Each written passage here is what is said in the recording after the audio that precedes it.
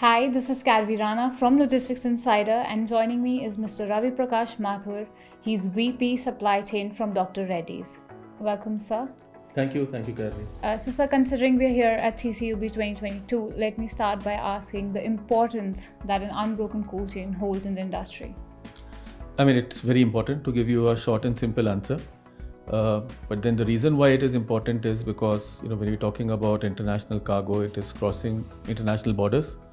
There are multiple touch points, there are multiple players, so there's a lot of handing over of cargo from one stage to the other. So every touch or every handover poses a risk.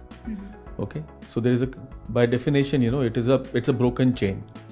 But when you want to kind of streamline it and make it seamless, that is where it becomes unbroken. So it's very important to create that unbroken layer through interventions.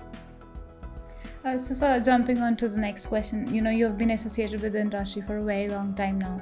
So how, according to you, has the cold chain industry evolved in these years? No, it has evolved. It is definitely involved in both in terms of technology. It has involved both in terms of standardization of processes. It has involved in terms of training given to people who are handling it, both in terms of passive temperature control solutions and active temperature control solutions. The solutions that we have right now are much superior than what you probably saw 10 years ago. And there's an awareness and there is a capability that has come into the industry. So, sir, speaking about the evolution in terms of technology, we are aware that there were a lot of transportation issues and, supply chain issues in terms of technology. How now has it happened that AI, ML, IoT and blockchain are solving those issues in the cold chain industry? Okay, so now I would say these are still early days for AI, ML or blockchain or IoT, even for IoT, before we can say that these are actually solving issues. But I think the thought process is there to search out and formulate new use cases where these technologies can be used and they can be deployed, possibly to predict breakages in the cold chain. So I think we're in the right direction, but still not completely there.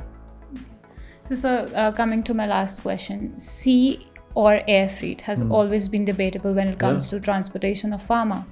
What, in your opinion, is the better viable option and why?